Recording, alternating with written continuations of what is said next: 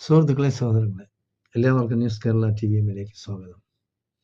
അപ്പോൾ പുതിയ വിഷയമെന്ന് പറയുന്നത്, ഇത്രയും നാൾ UDF അധികാരത്തിൽ വന്നാൽ ജമാഅത്തെ ഇസ്ലാമി ആയിരിക്കും ആഭ്യന്തരം ഭരിക്കുന്നതെന്നായിരുന്നു.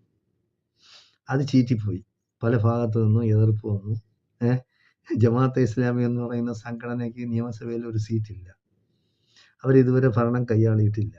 ഭരണത്തിൻ്റെ 7 അയലത്ത് പോലും അവർക്ക് വരാൻ കഴിഞ്ഞിട്ടില്ല. അപ്പോൾ അതങ്ങനെ ചീറ്റിപ്പോയി. ഇനിയിപ്പോൾ അടുത്തതെന്ന് പറയുന്നത്, പുതിയ ഉഡായിപ്പുമായിട്ട് BJP, സംഘപരിവാർ, CPM വർഗീയവാദികൾ ഇറങ്ങിയിരിക്കുകയാണ്. മലബാറുകാർക്കായിരിക്കും ഭരണം UDF അധികാരത്തിൽ വന്നാൽ. എങ്ങനെയുണ്ട്? അപ്പോൾ ഈ മലബാർ എന്ന് പറയുന്നത് എവിടെയാണ്? മലബാർ എവിടെയാണ്? കേരളത്തിലല്ലേ? എന്താണെന്ന് മനസ്സിലാവുന്നില്ല. ഇവർ ഏതെല്ലാം തരത്തിലാണ് വർഗീയമായ വേർതിരിവുണ്ടാക്കാൻ ശ്രമിക്കുന്നത്, ജാതീയമായ വേർതിരിവുണ്ടാക്കാൻ ശ്രമിക്കുന്നതെന്ന് എത്ര ആലോചിച്ചിട്ടും ഒരു പിടുത്തം കിട്ടുന്നില്ല ഈ നമ്മുടെ നാട് പോണ പോക്ക്. അപ്പോൾ കണ്ണൂർക്കാരൻ ഈഴവൻ മുഖ്യമന്ത്രിയായാൽ അത് മലബാർ ഭരണമല്ല.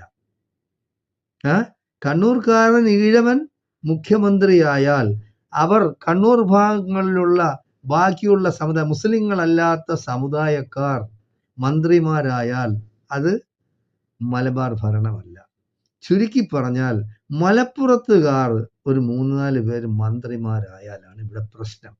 അത് പച്ചയ്ക്ക് അങ്ങ് പറഞ്ഞാൽ പോരെ.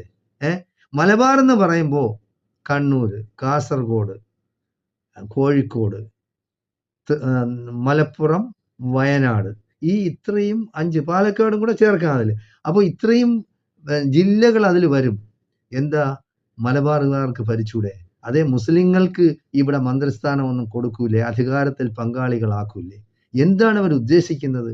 അതായത് അസൂയയും കുശുമ്പും മനുഷ്യർക്ക് ഈ മനസ്സിനെ വികൃതമാക്കി തുടങ്ങിയാൽ അസൂയയാണ്. അതായത് മുസ്ലിങ്ങൾ, ഇപ്പോൾ കേരളത്തിലുള്ള മുസ്ലിങ്ങൾ പ്രത്യേകമായി ഗൾഫ് രാജ്യങ്ങളിൽ പോയി ജോലി ചെയ്തും ബിസിനസ് ചെയ്തും ഒരുപാട് കാശുണ്ടാക്കുന്നുണ്ട്. അവർ വലിയ വലിയ വീടുകൾ ഉണ്ടാക്കുന്നുണ്ട്. അവർ വലിയ വലിയ ബിസിനസ് സ്ഥാപനങ്ങൾ പല സ്ഥലത്തും നടക്കുന്നുണ്ട്. മക്കളെയെല്ലാം വിദേശത്ത് യൂറോപ്പിലും അമേരിക്കയിലും എല്ലാ രാജ്യങ്ങളിലും അയച്ച് പഠിപ്പിച്ച് അവർ വലിയ നിലയിൽ ഉയർന്നു വരുന്നുണ്ട്. ഇത് സഹിക്കാനാകുന്നില്ല. ഇത് താങ്ങാവുന്നതിനും അപ്പുറമാണ്. ഇതിന് എതിരാണ്. അല്ലാതെ വേറെ ഒരു പ്രശ്നമില്ല. അതായത് മുസ്ലിങ്ങളെ അധികാരത്തിൽ നിന്ന് അകറ്റി നിർത്തുക. നമ്മൾ മനസ്സിലാക്കാനുള്ളത് ഈ കേരളത്തിൽ എന്നതാണ് ഈ വർഗീയ